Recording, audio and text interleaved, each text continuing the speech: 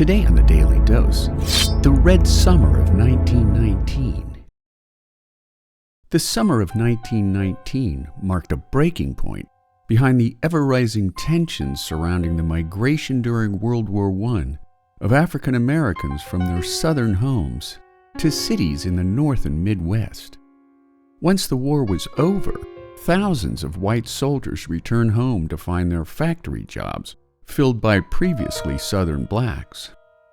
Combined with an economic slump in post-war America, tensions snapped between whites and blacks over increased competition in both the jobs and housing markets, causing an outbreak of largely white-on-black rioting to break out simultaneously in many American cities. During the summer of 1919, riots across the U.S. would break out in cities like Washington, D.C., Knoxville, Tennessee, Omaha, Nebraska, and more than 36 other American cities. None, though, was as dramatic as the events that occurred in Chicago.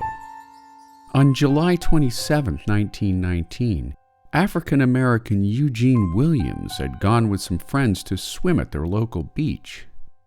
In the midst of having fun, Eugene inadvertently crossed the line that separated the white and black sides of the beach, prompting a group of white men to stone Eugene before he could safely return to the black side of the line.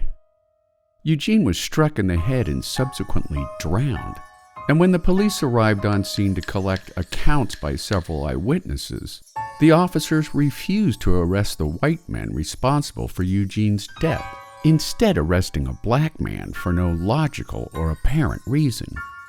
Before the day was over, white and black mobs had mobilized throughout the city, rioting for the next 5 days until local and federal authorities called in 6,000 National Guardsmen and infantry in an effort to restore order. The Guardsmen were positioned around the black belts of Chicago to curtail any further attacks by whites. By the time the violence had ended, 38 people were dead, most of them African American, along with 537 injuries. Many African Americans fled back to their southern homes during the violence, while 1,000 mostly African American citizens would be left homeless due to arson attacks. While racial fighting during the Red Summer was contained mainly to northern and midwestern cities, the highest number of fatalities occurred in the rural areas surrounding Elaine, Arkansas, where an estimated 240 African Americans and 5 whites lost their lives to uncontrolled rioting and hate. And there you have it. Hatred runs deep during the Red Summer of 1919. Today in the Daily Dose.